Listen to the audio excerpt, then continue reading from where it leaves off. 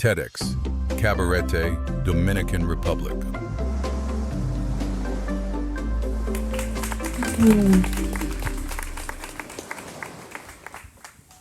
I'm 4 years old, and I'm sat on the edge of the wet grass and the rose hedge border of my mom and dad's garden, making a delicious mud pie. It's cold, wet, and messy, and I love how it squelches in between my hands. I feel joyful, peaceful, and curious in this playful present moment. Suddenly, I'm drawn to this log in the corner, so I crawl over and inspect further. I turn the log over and I find these strange white hair-like threads covering the entire surface. I begin to trace them, finding out that they're sticky and they smell sweet and nutty. Later on in life, I find out that this is white rock, a type of fungi, and it's in a decomposition process. You can eat some of them like shiitake mushrooms. Fast forward 20 years. I'm in a job I hate, working up far too early to eat, sleep, work, repeat.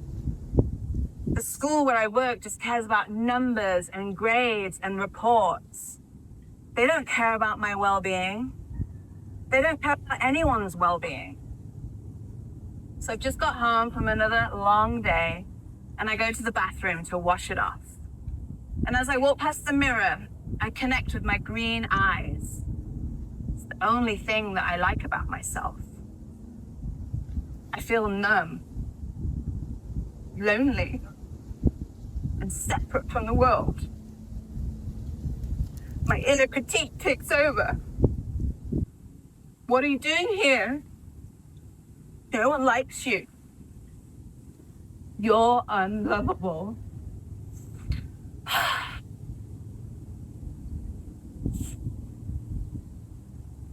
What if the key to healing modern world burnout, isolation, and disconnection was already right underneath your feet and even in the air? Fungi form the oldest and the largest and most intelligent living network in the world. You might know them as molds, lichen, mushrooms, yeast. Today, I would love to share with you how their ancient wisdom can help guide us to reconnect, regenerate, and grow resilience together. So it's 2020. I've just had my 30th birthday. It was entirely different than I had expected. Instead of being in England with my friends and my family, I'm lying on the floor of my rental, stranded in the Dominican Republic. I feel confused, overwhelmed, and full of fear. A moment of crisis has disrupted life as we know it, and we have no idea what's to come next. Ding! I've received a text from a friend. Hey, Harriet, would you like to help us create a community garden and share your permaculture expertise with the locals? Wow. My breath fills my belly. My forehead, jaws, and shoulders relax. I have a smile on my face.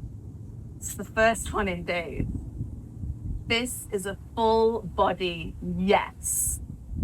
So I grab my machete and I jump on my bicycle and I cycle around 20 minutes to the community site. I begin my observations by reading the ecosystem, seeing what plants are already there, what microclimates are where, and noticing how the water flows through the site. Over the next year, a grassroots organization is formed called Cabarete Sostenible. We had a creative response to a crisis where we shared food, support, skills. Yet it wasn't just about that. It was about the relationships, the network, and the mutual aid. Now, these aren't human concepts. These are ancient natural laws. Fungi are also first responders on site after a crisis, whether it's a fire, a nuclear disaster, or a glacial retreat. Fungi are there to bridge death with rebirth. They have this ability to connect entire forests, weaving together the trees and the plants to create an underground universe called the mycelial network.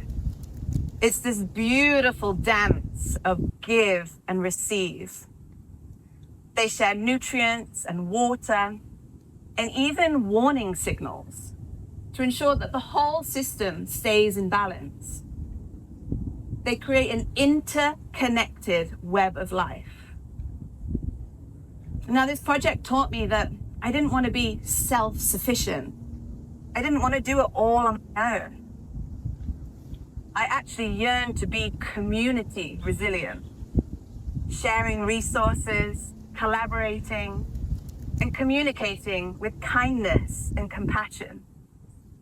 I didn't want to be independent. I wanted to be interdependent.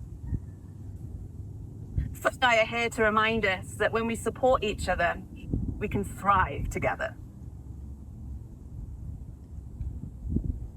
It's 23. I've gone from volunteer to farm manager. I'm leading a team and I'm training up 2 assistants in regenerative agriculture. This is the only type of farming that actually increases soil health and fertility year after year. We've chosen a particular practice called syntropic agriculture. This mimics natural processes and ensures abundance for all living beings, not just humans.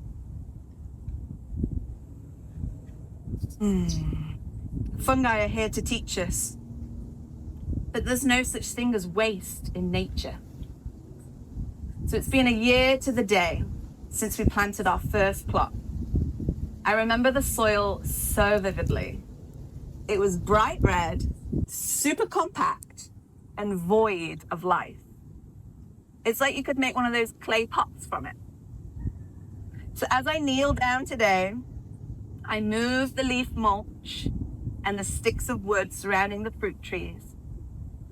And I see this vibrant earth wriggling with life. I reach out and I fill my hands, noticing how moist it is, even though it hasn't rained in weeks. It's fluffy, it's got loads of organic matter. Oh, and those delicious earthy tones take me back to being 4 years old. Nature takes around 500 years to create 1 centimeter of topsoil. It's the thin layer that covers the earth. We've just done it in 1. Now, the Latin word for soil is humus. This is also where human comes from. We are of the earth, we are of the soil.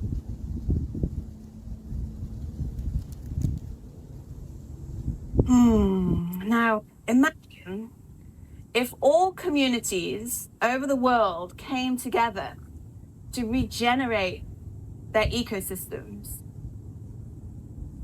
I'm not just talking about the outside environment anymore. I'm talking about us. When we heal our minds, our bodies, and our spirits, we're also healing the earth.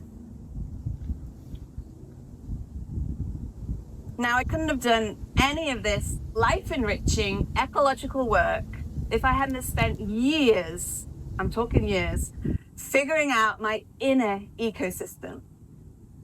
I've learned how to turn my pain and trauma from my past into sacred fertilizer to nourish my present. I realized that I'd been abandoning myself. And I felt disappointed in this self-betrayal. My mind would say, yes, yes, yes, adding on to my already overpacked schedule, whilst my body was whispering and showing up in ways like eczema and inflammation so that I'd be forced to listen. So when I hit rock bottom, looking in that mirror, I made a promise to myself to change, to evolve, and to grow resilience. I learned how to breathe properly through my nose, filling up my belly and using my diaphragm. I learned to invite more stillness and rest into my days so that I could hear those subtle sensations of the body and understand those messages. I learned nonviolent communication so that I could express my feelings and needs clearly and be able to hear those of others. I tell myself often that I've got you, that I'm here now. I'm not going to abandon you anymore. I trust my capabilities to creatively respond to any challenge that life might give me. Just like fungi. They're the definition of resilience. They thrive in the harshest conditions, like deserts, under the ocean, and even up in space. They adapt to their environments. They evolve, they transform.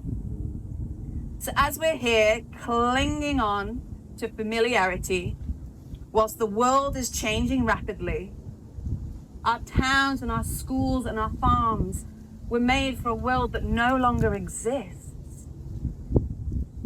We keep pushing forward as business as usual, even though we feel hopeless, exhausted, and paralyzed. Fungi are here to remind us that true resilience is rooted in adaptability and having the courage to transform with the times. Now you've met many versions of me today. The 4-year-old child in the mud with wonder, dysregulated woman in burnout, the joyful farmer, and the grounded, confident woman stood here before you. All these versions of me weave a thread that has led me here today to remind you that we are nature and that we belong here. And this ancient wisdom lives in each and every single one of us. And that we're all part of this glorious tapestry of life. And fungi are showing us the way to a regenerative future by inviting us to reconnect with ourselves, each other, and Mother Earth, by regenerating our inner and outer ecosystems, and by growing resilience to be able to savor each moment and embrace the unknown. So as you leave here today, you go back to your routines and your relationships. Pause. Take a big, deep belly breath. Sigh it out. Root down into the ground where you stand and connect with that mycelial network. And if you ever feel anxious, confused, or overwhelmed, ask yourself, what would fungi do? Thank you.